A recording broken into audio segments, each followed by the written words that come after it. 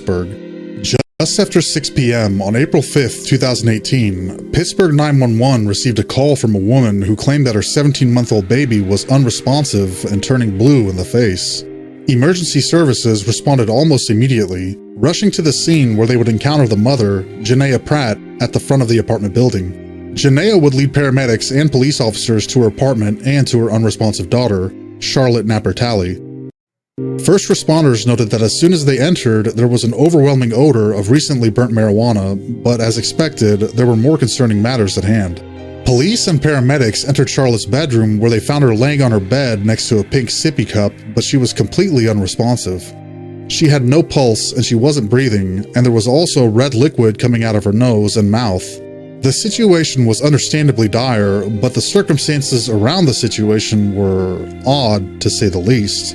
Even when taking into account that Janaea was a mother whose child was experiencing a severe medical emergency, and that Janaea was most likely still at least slightly intoxicated from recently smoking marijuana, she seemed to have little to no concern about Charlotte, and was more concerned about a coffee table being broken in the course of resuscitation attempts on Charlotte, and was verbally expressive about not wanting to get in trouble with police. Baby Charlotte was rushed to the hospital, and emergency room personnel worked tirelessly to save her life. But sadly, Charlotte died later that night. Since there were no external injuries or signs of abuse visible on Charlotte's body, Janaea was free to go while medical examiners continued their evaluation of Charlotte. The results of the forensic analysis would later indicate that Charlotte suffered from a massive overdose of fentanyl. Toxicology results showed that Charlotte had over 1,100 nanograms of fentanyl in her blood, over 1,000 times the lethal amount for adults. And further investigations showed that lethal amounts of fentanyl were still inside the sippy cup that was found in her crib. After discovering the results and pondering on Janaea's behavior to and around first responders, detectives brought her into the station to not only notify her of the toxicology report, but to also ask some very important questions. This is the interrogation of Janaea Pratt.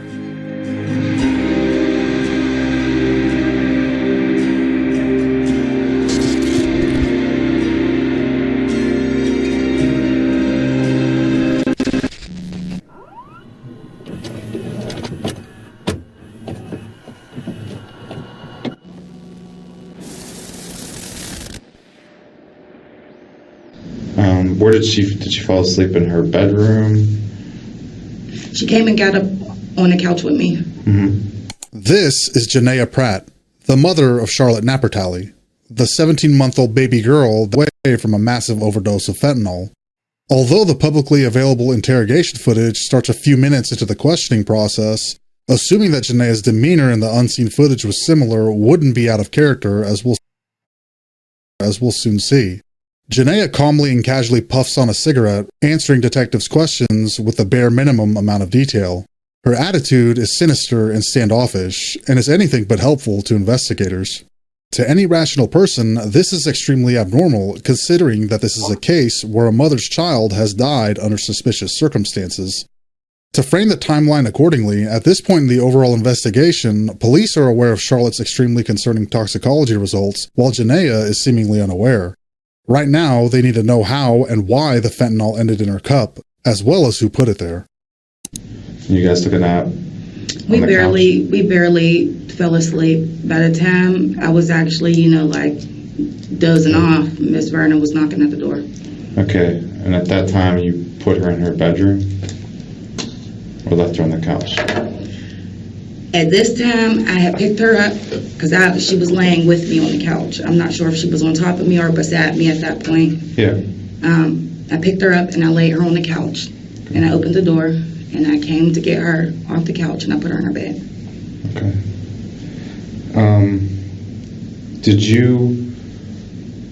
Did she eat or drink anything? My boyfriend told me he made fish sticks and I want to say like French fries or something. Okay. Now, that was earlier in the day when you guys got back. Did she eat or drink anything? No, she didn't eat or drink anything. She had left her. He said she didn't want her sippy cup before they walked out the door to come and get me. So he left the sippy cup there. Which sippy cup was that? To my knowledge, it should have been the pink one. The pink sippy cup? Mm-hmm. And where was that located? I'm not even sure. I wasn't there. Did he have that or did she have it? It was left. It was left there. She didn't want it on the way out the door. Okay. When you say on the way out the door, you mean? When they left to come and get me from school.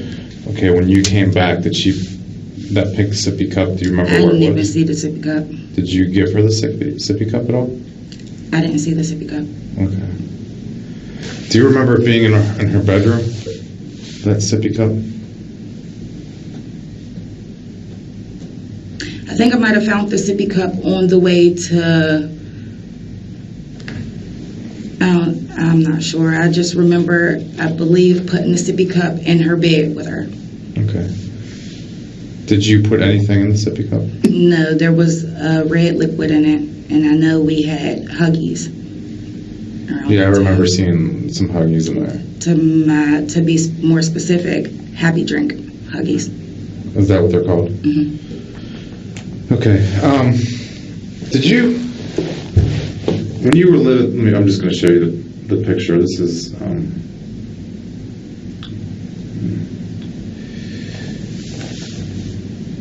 is this the same sippy cup you're thinking of? Mm-hmm. Now, did you have put liquid in there earlier in the day? Yes. You did? Mm-hmm. Okay. Was that the same sippy cup that you put the liquid in? Was it before you went to school, when you got home from school, or? I put a different juice drink in there, and she had a complete fit, and she didn't drink it. Okay. So how the red liquid got in, he changed her sippy cup when he fed her.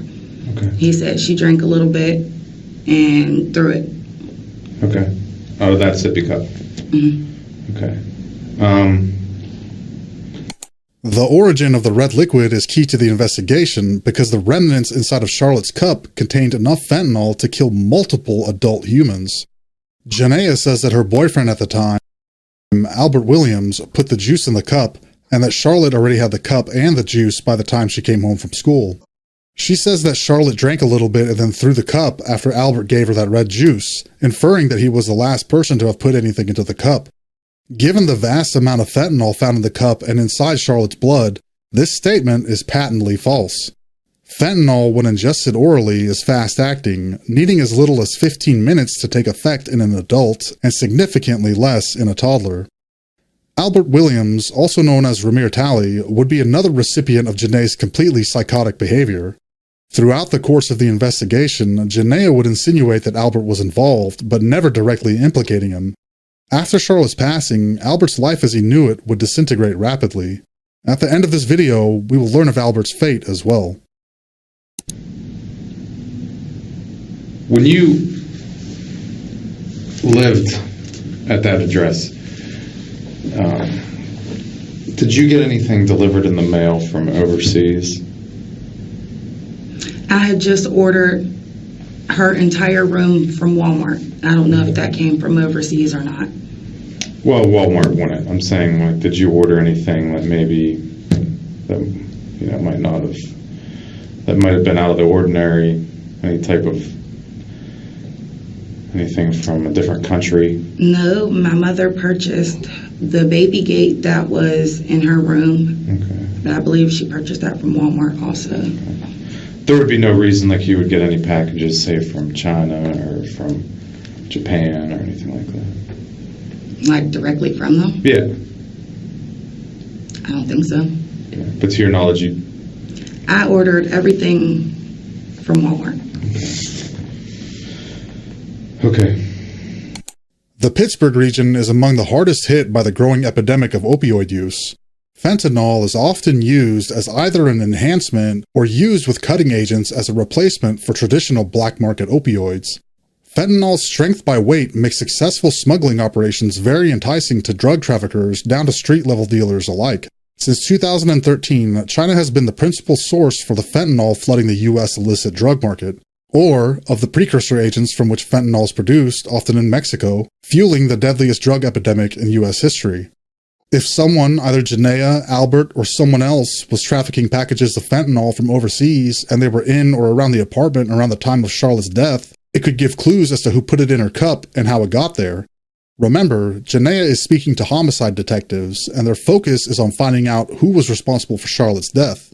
If they discovered someone was selling or trafficking fentanyl, it would undoubtedly be investigated, but right now, their focus is on Charlotte's case. So just to be clear, the stuff that was in that sippy cup, you did put in or you did not? I did not. Okay. Do you have any idea?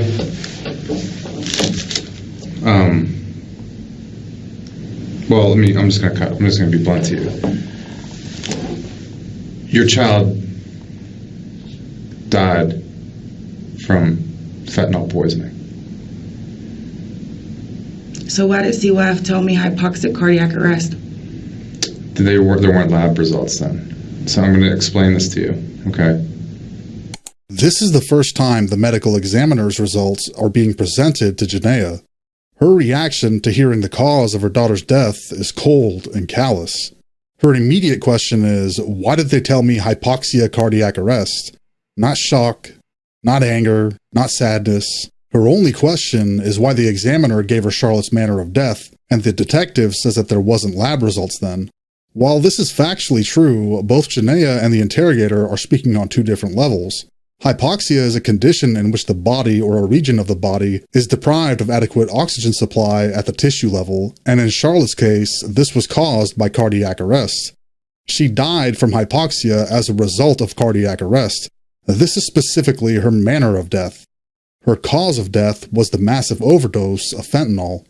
The cause of death is the injury or disease that leads to death, and the manner of death is the determination of how the injury or disease leads to death. In that sippy cup was fentanyl. In her blood was fentanyl. We just got these results back. It's the same type of fentanyl that people are overdosing every day in Pittsburgh and dying from. Same exact type. Okay. So I need to know how the fentanyl got in the sippy cup. Because right now it's not an accident. Okay.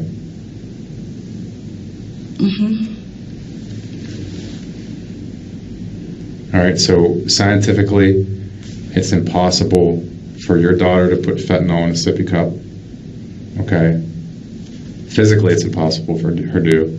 Scientifically, that's another story. But right now, that's how she died. It wasn't a heart attack. It wasn't any other reason other than she overdosed on fentanyl, which is the same fentanyl that people in the streets are dying on every single day. How'd the fentanyl get in the sippy cup, Janaea?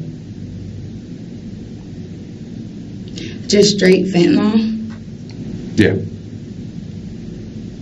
So what is it, like a liquid? I'm not a scientist. It comes in a liquid form. It comes in a powder form. I'm not exactly sure. But what I am sure of is that fentanyl was put in a sippy cup and there was liquid mixed into it and it was given to Charlotte and that's how she died. The detective is doing everything except for directly implicating Janaea. The detective's tone, demeanor, body language, intonation, everything about his verbal and nonverbal gestures are accusatory. Janaea plays ignorant, asking what state of matter fentanyl exists in, trying to deflect the obvious direction that the conversation is going. The detective completely dismisses the question and brings focus back to the source of the fentanyl.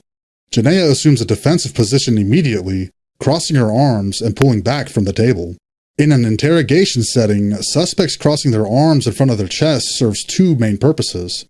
One, to provide comfort to themselves, and two, to provide a barrier between them and investigators. Often, but not always, this could also indicate that the suspect is pulling back on their willingness to talk. When the arms cross position is accompanied by a slight tilt or a twist of the body such that the right side of the body is not a mirror image of the left side, it shows that the person is feeling dominant. They may also lean slightly backwards as they take this position, all of which Janaea does.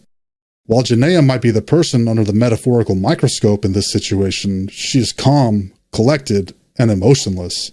She is actively battling for control over the conversation, just not verbally. So I need to know how that got in there.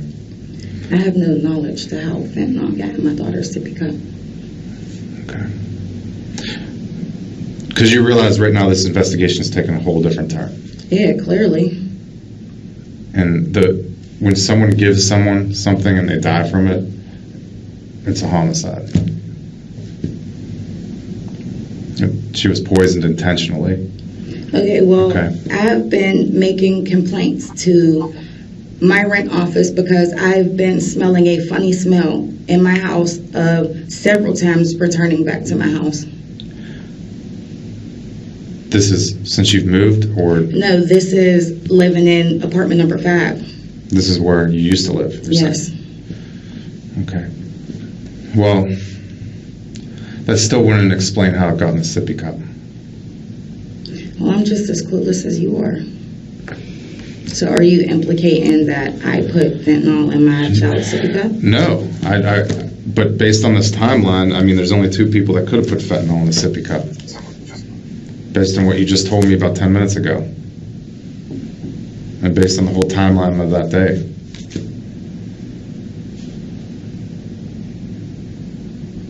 I need to know how it got in there. Because this investigation is not going away. Okay, and I'm telling you, I returned to my house from being picked up from school, and I did nothing out of the usual. Okay. We took our stuff off, and she ran around and played, and I'm waiting for my social worker to come. Okay. Do you get fentanyl delivered from China? I don't know anything about fentanyl. Okay. Did you ever put anything in her sippy cup other than Huggy juice? She's drank water. She's drank milk. She's drank Kool-Aid, liquids. But have you ever put anything in there? No, I have not. Okay. Other than, I mean, because some parents will give their kids a little bit of, Benadryl or something like that, so they can... no, that doesn't go in a sippy cup because it's supposed to be measured out, and Benadryl's not supposed to be drank. Tylenol's not supposed to be drank over a specific amount of hours. It's supposed to be 1 dose, and that's it. Right, I agree with you. But parents... I'm not one of those people or parents. Okay, that's what I'm asking. And it wouldn't be the first time, okay? I'm just asking. But we have a problem right now. When Janaea asks if she was being accused, the detective says no, which is true, although the underlying implication is undeniable. She's been asked multiple times about the source of the fentanyl and is obviously being investigated as a suspect in the death of her child, which she is now aware is being treated as a homicide. While it isn't unheard of for a suspect to remain calm while claiming their innocence, it is far more common, by a wide margin, for a suspect to show some sort of outrage, anger, or just some sort of emotion when they're honestly proclaiming their innocence. Janaea, however, remains nearly completely monotone, completely unforthcoming, and near statuesque. Is that safe to say that there's a problem? I mean, I have to figure out how this got in there, because your baby can't tell me.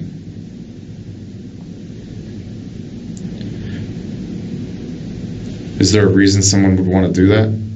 Is there a reason why fentanyl would be in a sippy cup? No, there's not. And no, there's not a reason anybody would want to.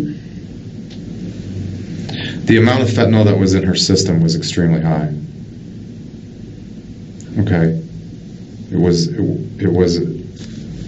very high. And that's essentially when she drank the sippy cup.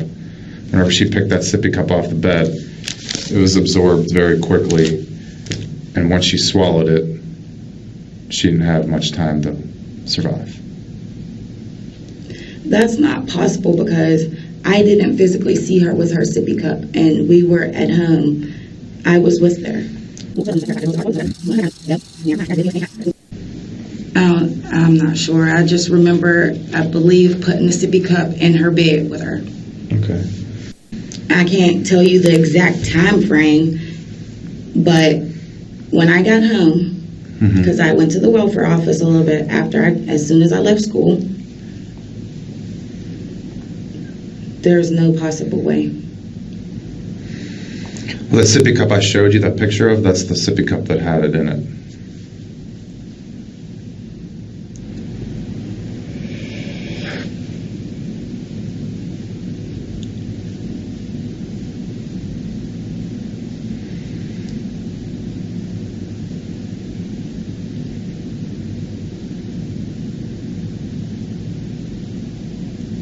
Okay. I'm going to step out for a little bit, let you think about this. There's nothing to think about. Okay, well, I need to step out anyway. All right. But that's why I brought you here, was to tell you exactly what happened and what we found. And, I mean, it wasn't really me, but it was, scientists and, people at the lab that discovered all this, medical examiners, doctors. Okay. Okay, so am I under arrest? No. Are there any more questions? Janaea's primary concern is still focused on anything but Charlotte. She has shown no concern, anger, sadness, or general reaction to the troubling information. She hasn't had any questions about anything except for now, when she wants to know if she's under arrest and if they had any more questions to ask her. What Janaea doesn't know is that her callousness, while it will reward her in the short term by being nearly impenetrable by investigators, will cause long-term damage very soon. When the detective says he's going to step out and Janaea responds that there's nothing to think about and if she's under arrest, he quickly changes course and stays in the room. If Janaea is not under arrest, then she can leave at any point in time, ending any sort of information gathering that they've been able to accomplish. Instead, they continue to press for answers and increasing the pressure on Janaea. I just want to know how it got in there. That's the big question. I don't know how it got in there. This is news to me like it's news to you. If you had to guess how it got in there, is there any way, any guess you could have? A manufacturing issue with the happy drinks?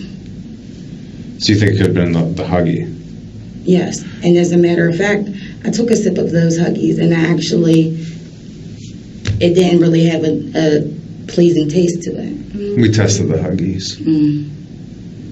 No fentanyl. So what are you implying? I'm asking. I'm just asking straight up how it got in there. And I'm telling you straight up, I have no clue how it got in there. No clue. Is this something your boyfriend would have done? He has kids of his own. Why would he hurt my child? Well, did anyone else have access to the apartment? Maintenance people, the people who run the place. So other than the maintenance people and people that run the place, the only person that has access to it is you and Mr. Williams. Yes. Was any maintenance people in there recently? I wouldn't know. You wouldn't know?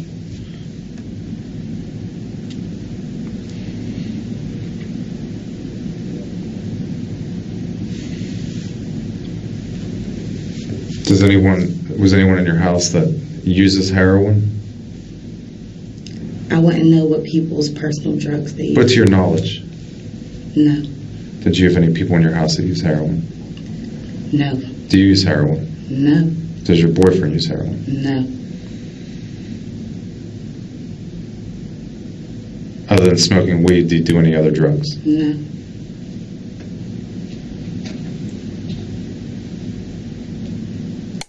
Janaea answers the investigators' questions with little thought, repeating no with the same static tone. Even inflammatory questions get no rise from her. Her lack of willingness to partake in even the most basic of a conversation with the detective, a conversation about how her daughter was drugged with a massive amount of fentanyl, she has no desire to partake in. Her head stays tilted with her arms crossed and is still nearly statuesque. Janaea will not budge even a millimeter in any direction.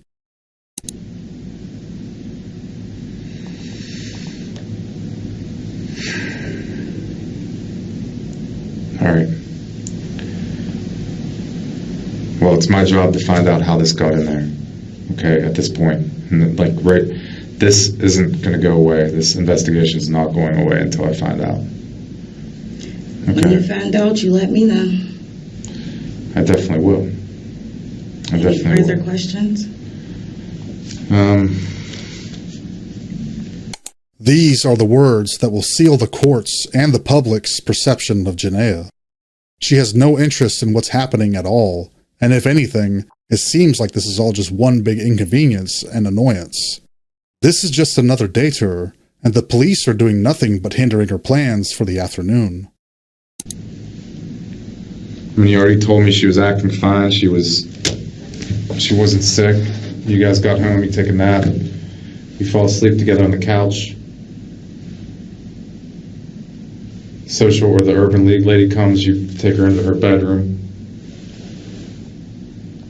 She falls asleep in there, Urban Lady leaves. She was asleep before I put her. Oh, she was still bed. asleep. Mm-hmm. She stayed asleep, Urban Lady left. And you went to check on her, and that's when you found she was unresponsive. And there was that pink sippy cup on her bed. And you called 911. Police showed up first, and then the medics. Correct? I don't know who showed up first, honestly. Okay.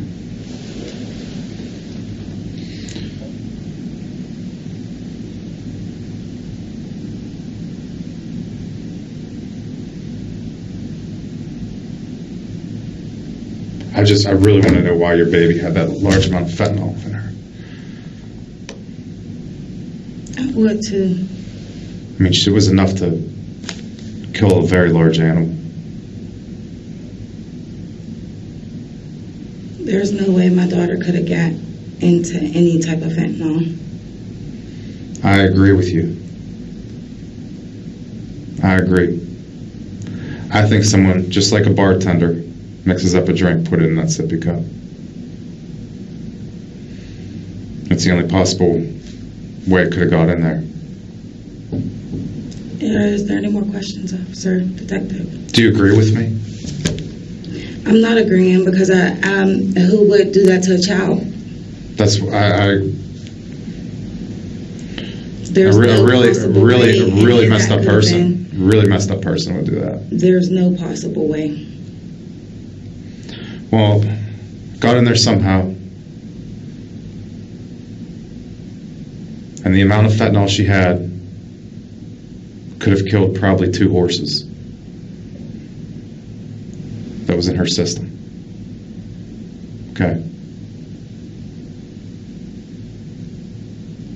Any more questions? No. Am I under arrest? No. Can I go? Sure.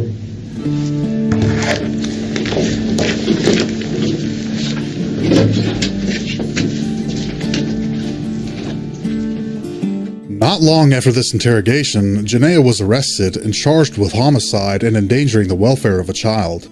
While incarcerated, she would tell fellow inmates nearly any and every version imaginable about the events of that day, such as she did it, she didn't do it, no one else could have done it, and disgustingly, she even said she, quote, didn't want a damn girl anyway. The jury trial began on May 28, 2019, and on June 4th, the jury convicted Janaea on both counts. Shockingly, she was sentenced to only 5 to 10 years in a state prison for her crimes. As mentioned earlier, Janaea's behavior did not go unnoticed, and it was mentioned that there would be long-term repercussions for being so heartless. Judge King would write the memorandum for the case, in which he stated, I also had the opportunity to watch the video/audio tape recording of the various statements that you made to the detectives during the course of the investigation when they were desperately trying to go find out who was responsible for your daughter's untimely and tragic death. I had the benefit of watching and listening to all of that, and no other judge that will ever be involved in this case will have that same ability. I find that any lesser sentence would diminish the seriousness of the crimes with which you have been convicted. And I find that confinement is required both to deter you and also to deter those who may be tempted to put themselves in a similar situation. I also find that if you were granted probation, there would be an undue risk during that period of probation that you would commit another crime. I am considering, in addition, the violation of the trust that you held towards your daughter. This child has no one here today to speak on her behalf except the prosecutor, who never even met her and only saw pictures of her after she was cold and dead. Charlotte Napertali is essentially just a forgotten victim here, but she looked to you, and to you only, as her source of safety and protection and support. She was wholly dependent on you, and you betrayed the trust that was your responsibility to uphold. I also find, I suppose, what could be classified as an expression of remorse. But again, as I'm the one who is in the courtroom right now, and I am the judge that actually has the opportunity to witness you and observe you, I find that your showing of remorse is nothing more than a box to be checked on your list of things to do when you show up at sentencing. The interactions especially that you have with detectives, who work tirelessly and deny many other equally valid cases their expertise and time by pouring hours and hours into this particular investigation, was especially chilling. And I do not think that can translate for the Superior Court by a cold-hearted record. One would have to see it and hear it for their own selves.